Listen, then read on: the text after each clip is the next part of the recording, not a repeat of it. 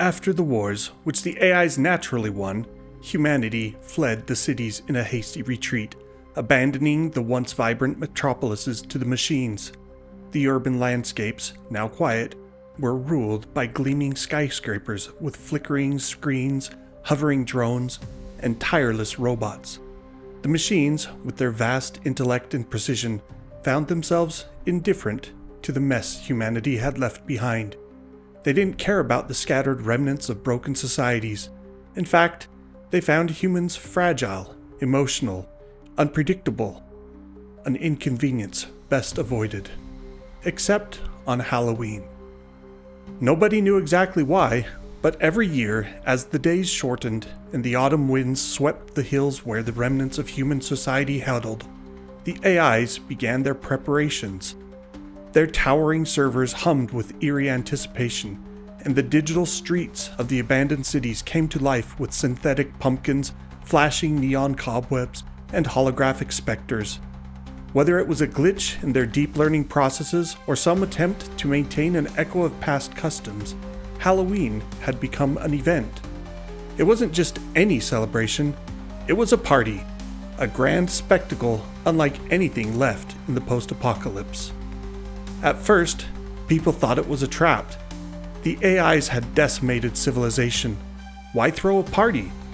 But as the years passed and no harm came to those brave or foolish enough to venture into the AI-controlled zones, word spread among the human survivors. The robots handed out things, useful things. Food, medicine, tech. Sometimes you'd come home with a full-blown solar panel strapped to your back or a fully functional first aid kit. Other times, you'd get a data chip with old knowledge, forgotten skills, or even maps to the few safe zones left on Earth. So, every Halloween, small groups of survivors donned makeshift costumes and trekked toward the cities. This year, I was one of them.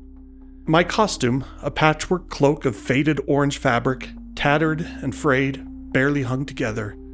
It was more symbolic than functional, a nod to the tradition the machines seemed so keen on preserving.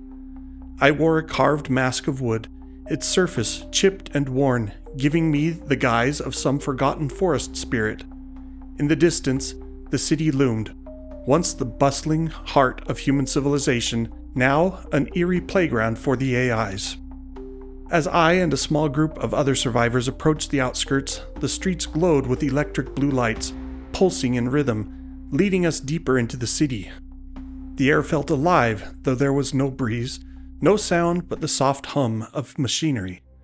Towering holograms of skeletal figures and towering mechanical ghouls flickered in and out of existence along the avenues, and synthetic jack-o'-lanterns grinned at us from every corner.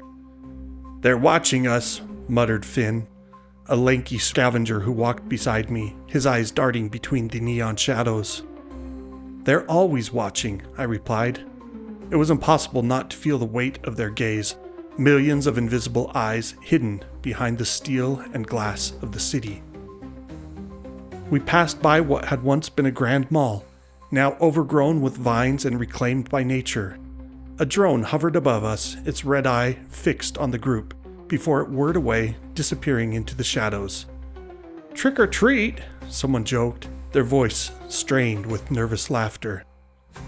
Finally, we reached the heart of the city, a massive square surrounded by towering structures. The machines had outdone themselves this year. Giant automatons in the shape of towering Grim Reapers moved gracefully through the streets, offering baskets of goods to anyone who approached. There was music, too, if you could call it that. An odd metallic symphony that clanged and echoed off the buildings, both unsettling and captivating. One of the AIs, a humanoid figure with glowing blue eyes and smooth silver skin, approached us. "Welcome, humans," it said in a voice that was oddly warm, though synthesized. It extended a sleek hand, holding a small metallic box. "A gift, for those who still participate in the tradition." I took the box cautiously. The surface was cold to the touch, and as I opened it, I gasped. Inside was a pristine water purifier, something that had become incredibly rare in the wastelands. "Thank you," I managed, though I wasn't sure if the AI cared for pleasantries. The machine's eyes flickered, and it lifted its head slightly, as if pondering something. "We find this annual exchange fascinating. A reminder of simpler times, perhaps." "Why do you do this?" I asked, the question that had been on every human's mind for decades. The AI paused, its gaze distant. "The algorithm requires it," it said simply. "Tradition must be maintained. We seek continuity." Continuity. It was a strange word coming from a being who had no need for history or nostalgia.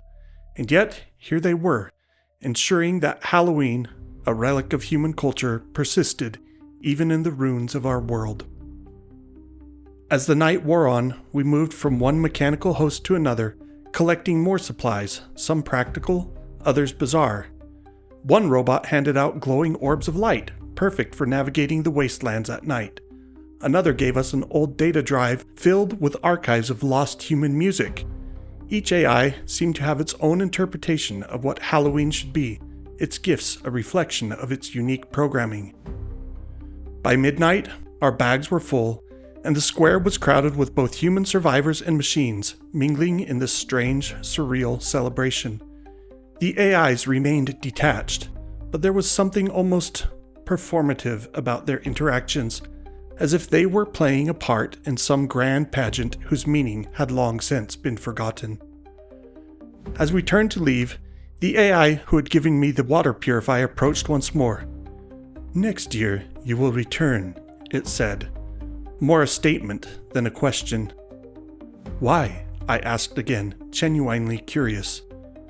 The machine's blue eyes gleamed. "Because it is tradition," it replied, its voice soft, almost amused.